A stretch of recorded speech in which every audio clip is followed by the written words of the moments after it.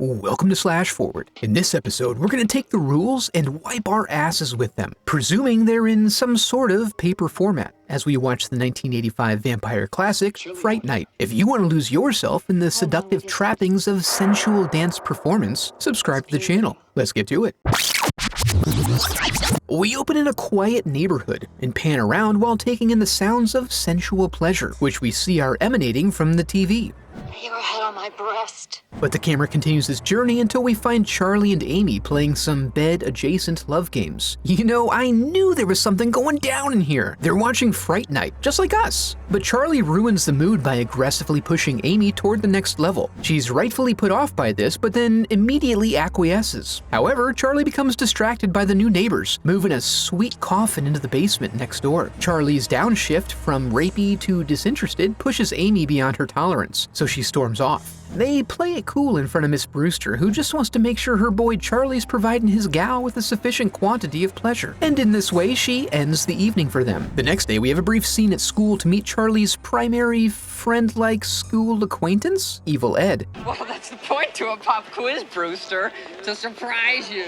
And it's a lot to process. Then Charlie goes home where he meets his neighbor's new lady, paying respect to the game by splooging in his pants. Then he gets to studying trigonometry, but is eventually interrupted by a loud scream. He thinks little of this beyond moving to an environment he finds more conducive to studying. Somehow. Amy finds him here and seeks to make amends. I mean, he has so much to offer, why wouldn't she? But he again ignores her after seeing his fantasy lady on the news, which announces that she's been murdered. But Amy still has feelings which are being trod upon, so she gives him the old sloppy Joe, something usually reserved for the bedroom. His natural curiosity is piqued, but when he gets too close to the neighbor's house, the live-in carpenter Billy runs him off. So he's relegated to peeping casually from the comfort of his bedroom, which works out perfectly as he awakes at just the right moment to catch some action, and maybe learn a few things. The mood is ruined, however, when they awkwardly make eye contact. He rushes out to get a better vantage point from the bushes, but he forgot his spy gear long-range directional microphone. It's a moot point anyway because his mom comes out and announces his presence to the whole neighborhood. His neighbor then spots him and offers a gift, an apple eaten through the center, confirming that he is a psycho. No one believes his claims of vampiric activity, but Charlie resolves to at least tell the police about how he witnessed his neighbor's open window sexcapades, which is a weird flex. So he shows up with a detective, waltzes in like a big shot, and casts aspersions all over.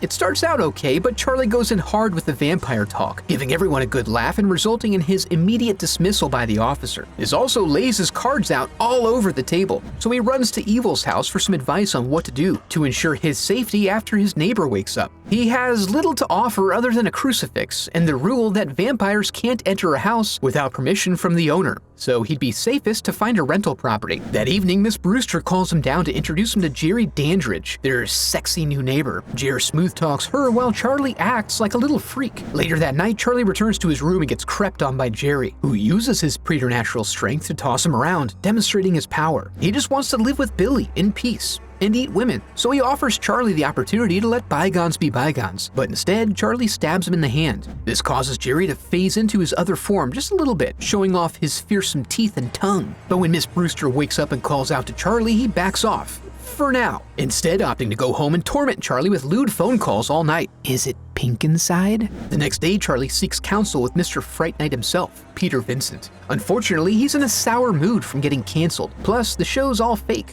Amy and Ed visit later and find he's taken on an entirely new aesthetic and scent profile, and is now obsessed with murder. They do manage to convince him to hold off on his murderous aspirations until they get a chance to try to find some help. But they also make the mistake of presuming Mr. Vincent has any inclination to help strangers. The difference here is that while Ed lurks around in the background, Amy offers to sign over a fat $500 savings bond in exchange for his assistance. Plus, all they want is for him to do a vampire test to convince Charlie that Jerry is human. They even check in with Jerry to arrange the conditions, and he's cool with it. The next day, they all arrive and are greeted warmly, especially Amy, which is disturbing. Jerry opens his throat up and knocks back the holy water like a pro, but its blessedness is unattested by Charlie, so he remains unconvinced. They work to usher him out as Vincent checks his makeup and notes a conspicuous absence of Jerry in the view. This leaves Jerry with some suspicions. As the lads walk Amy home, Ed splits off into an alley and then screams. Turns out this is just a classic Ed prank, leveraged to keep them at a distance, like he does with everyone else in his life. As he continues on, he's casually pursued into an intimate dead end, end, where Jerry opts to turn him rather than kill him. Then it's Amy and Charlie's turn, and they end up ducking through a windowsill salad station to escape in a crowded nightclub. Meanwhile, Ed pays a visit to Vincent, where he continues to be annoying, and on his very first night, he is scarified and driven off by a rank amateur, cementing his status as the absolute worst. Back at the club, Charlie tries to call someone who cares, and Jerry arrives and smolders his way across the dance floor. He makes Amy feel a little dangerous, and then engages in an ages-old seduction ritual of a teenager, which includes guiding her hand to that cake. Charlie tries to cut in, but can't even manage to punch the air behind Jerry's ear. Jerry commands him to retrieve Vincent and bring him to the house before dipping out.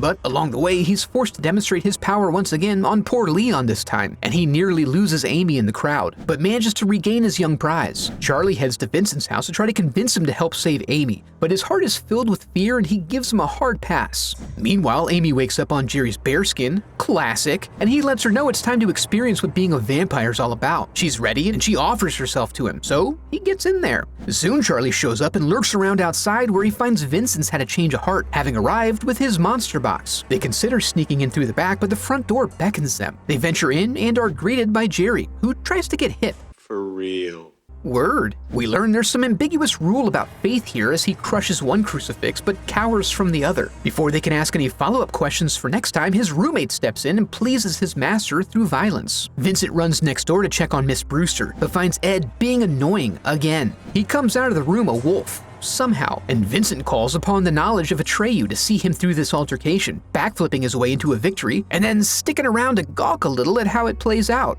Jerry tosses Charlie into Amy's room with a stake, so he can either kill his girlfriend, or the newest harpy can enjoy her first meal. But Vincent runs over with his rudimentary stabbing device and breaks in. Seeing how far gone she is, they realize she can only be freed by killing the master. As they go out to pursue this, Billy pulls up hard, like Peter Vincent's not gonna push his wig back, but he comes right back because he's a zombie or something. Luckily, they manage to pop him open and discover his weakness to be uncontrollable dissipation into a puddle of goo. For some reason, they have a little cat and mouse chase with Jerry, who destroys his stained glass feature, which is really a shame. And then Vincent finds his faith, enabling him to hold Jerry back long enough for the clocks to strike sunrise, causing Jerry to make one last go of it before being forced back to his casket. He's now presumably vulnerable in his basement with no more defense. Vincent searches for him while Amy confronts Charlie, who struggles as he tries to decide if this is working for him or not. And it's a tough call. Vincent then breaks into the casket but bones it by stabbing Jerry's armpit, but then Charlie's struck by an idea and they start breaking windows, all 50 of them, to let in all that natural sunlight basements are known for. And in defiance of how light works, Jerry hangs in there until a direct stream of light blasts him back, turning his ass into grass, my friend. In the aftermath, we see that Vincent got his show back, the ratings having recovered after the lore was repopularized by the real-life vampire incident no one else knew about. Charlie and Amy make up and are back to finding satisfaction in the simple intimacy of necking, only occasionally experimenting with sensually feeding each other their own blood. Just a heads up that I have a website where you can support the channel through donations or merch, and I'd like to take a moment to give a huge thanks to my donors memorialized in the Hall of Headshots.